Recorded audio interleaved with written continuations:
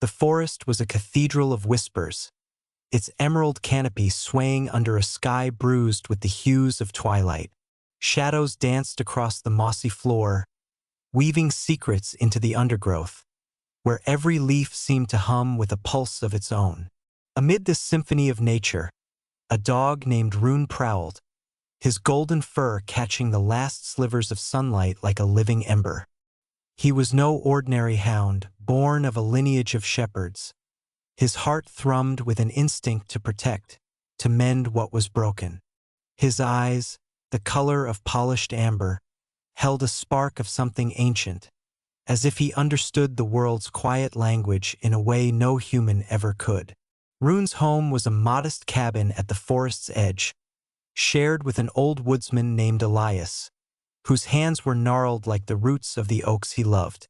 Elias had taught Rune to listen, to the wind, to the birds, to the subtle shifts in the earth's rhythm.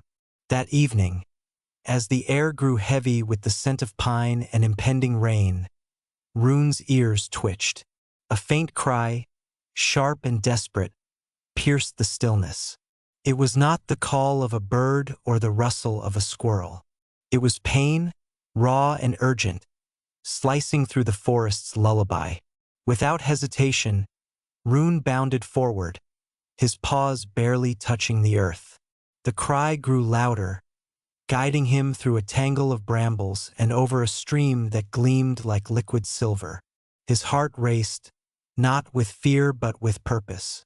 The forest seemed to part for him, branches bending back as if urging him onward. At last, he broke into a clearing, and there, tangled in a cruel snare of wire, was a young deer. Her eyes, wide and liquid, shimmered with terror. Her slender legs thrashed, the wire biting deeper into her flesh with every movement, blood staining the grass beneath her. Rune slowed, his breath steady despite the urgency.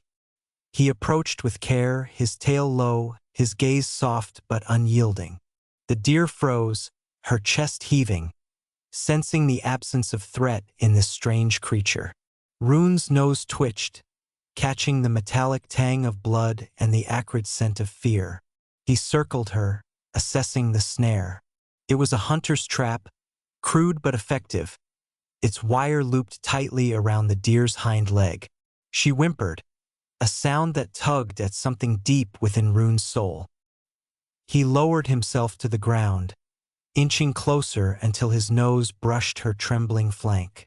With a gentleness that belied his strength, he nudged her, as if to say, "Be still. I am here." The deer's eyes locked onto his, and for a moment, the forest held its breath. Rune's teeth grazed the wire, testing its strength. It was taut, unyielding, but he was no stranger to obstacles. He began to gnaw, his jaws working with precision, each movement deliberate. The wire resisted, cutting into his gums, but Rune did not falter. Blood mingled with blood, his and hers, but he pressed on, driven by an unspoken vow. Minutes stretched into eternity, the forest watching in silence. At last, the wire snapped with a sharp twang, and the deer lurched forward, free but unsteady. She stumbled, her injured leg buckling, and Rune was at her side in an instant, his body a steady presence against her trembling form. She leaned into him, her breath ragged but slowing, as if drawing strength from his warmth. Together, they stood in the clearing, two creatures bound by a fleeting moment of trust. But the forest was not done with them. From the shadows came a low growl, deep and guttural, sending a ripple of unease through the air. Rune's hackles rose, his body tensing as he turned toward the sound. Yellow eyes gleamed from the underbrush. A wolf, lean and hungry, its lips curled back to reveal sharp fangs. Behind it, another pair of eyes flickered, then another. Pack. They had scented the deer's blood, and now they saw an opportunity. A wounded prey and a lone dog standing in their way. Rune's heart thundered, but his resolve was iron. He stepped in front of the deer, his stance wide, his growl a low rumble that seemed to echo from the earth itself. The lead wolf advanced, its movements fluid, predatory. Rune's mind raced, calculating. He was strong, but a pack was a force of nature, relentless and cunning. The deer, still weak, pressed closer to him, her fear palpable. Rune's amber eyes burned with defiance. He would not let her fall. The wolves circled, their growls weaving a net of menace. Rune's tail flicked, a signal of readiness. The lead wolf lunged, jaws snapping, and Rune met it head-on, their bodies colliding with a force that shook the clearing. Teeth clashed, fur flew, and the forest erupted into chaos. The deer, spurred by instinct, bolted, her injured legs slowing her but not stopping her. Rune fought with a ferocity born of purpose, his movements a blur as he fended off the wolves. But they were many and he was one.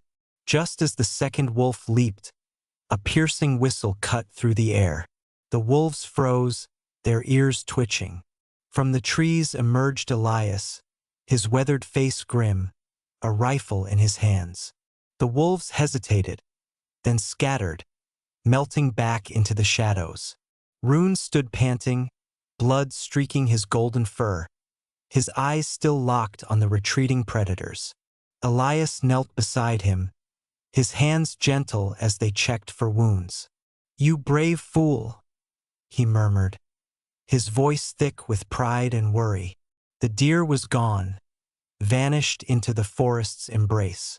Rune's gaze lingered on the spot where she had stood, a strange ache in his chest. Had she survived? Would she heal? Elias placed a hand on Rune's head, guiding him back toward the cabin. But as they walked, Rune's ears caught a faint sound, a soft rustle, deliberate and close. He turned, and there, at the edge of the clearing, stood the deer. Her eyes met his, no longer filled with fear but with something else. Gratitude, perhaps, or a promise. She dipped her head, then turned and disappeared into the dusk. Rune's tail wagged once, a quiet acknowledgement. The forest resumed its whispers, and the night closed in, heavy with secrets yet to be told. The forest exhaled into the dawn, its breath a mist that curled around ancient trunks and settled in the hollows of the earth. Rune lay by the hearth in Elias's cabin, his wounds cleaned and bandaged, though his spirit remained restless. The fire crackled, casting shadows that danced like memories across the wooden walls. The image of the deer lingered in his mind, her trembling form, her trusting eyes, the way she had vanished into the night. Rune's heart, vast as the forest itself, ached with questions.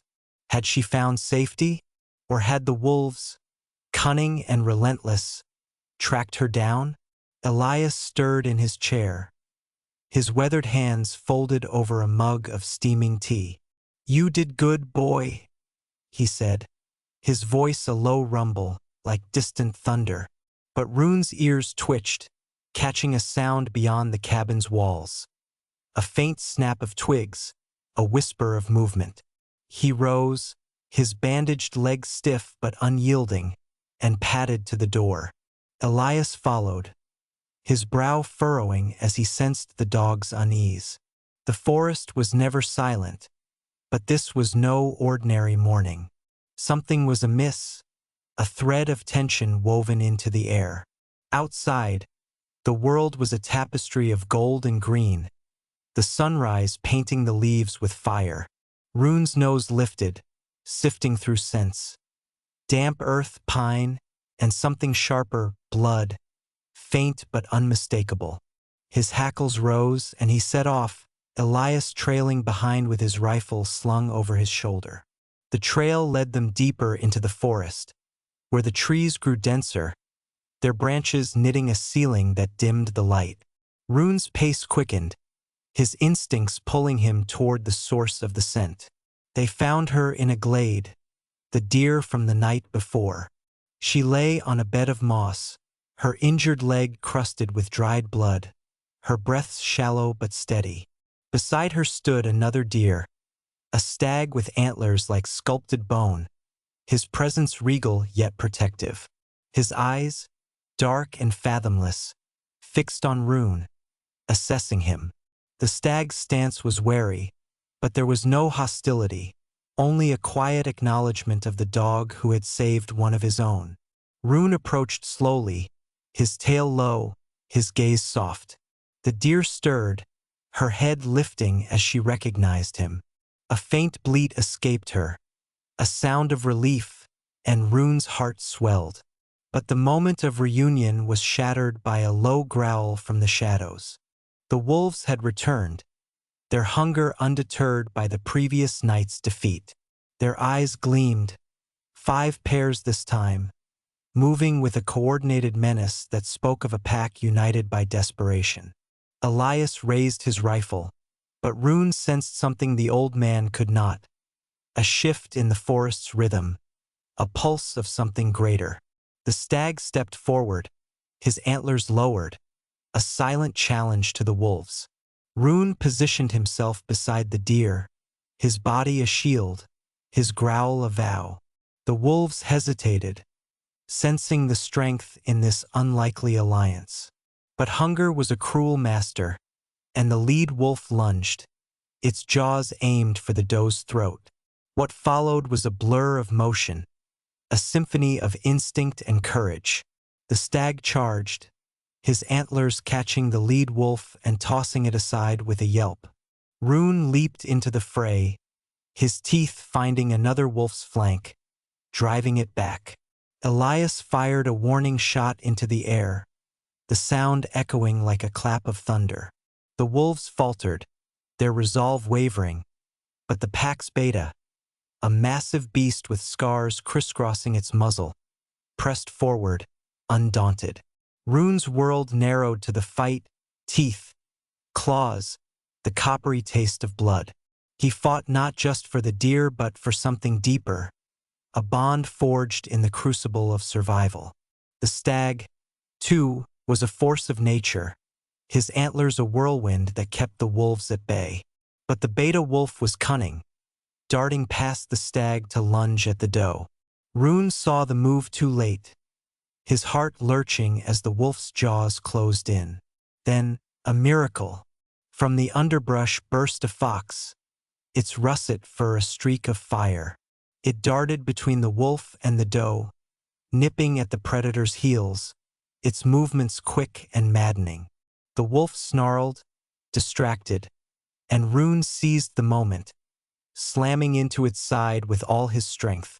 The beta stumbled, and the stag's antlers found their mark, driving the wolf back into the shadows.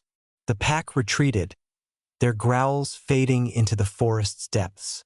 The fox, its mission complete, vanished as swiftly as it had appeared, leaving only the echo of its yips. Rune stood panting, his body bruised but unbroken. The doe struggled to her feet, leaning against the stag, who nuzzled her gently. Elias lowered his rifle, his eyes wide with awe. "Never seen anything like it," he muttered, shaking his head. The forest seemed to exhale, its tension easing like a tide receding. The stag turned to Rune, dipping his head in a gesture that felt like gratitude, like kinship. The doe's eyes met Rune's once more, and in them, he saw not just survival but a spark of something eternal. A story written in the language of the wild, where kindness was a force as fierce as any fang or claw. As Elias led Rune back to the cabin, the dog cast one last glance at the glade.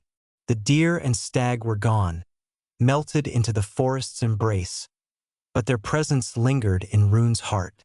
The sun climbed higher, its light filtering through the leaves, and the forest whispered its approval. Rune, the kind-hearted dog, had woven his thread into its tapestry, a tale of courage and connection that would echo long after the last wolf's howl faded into silence.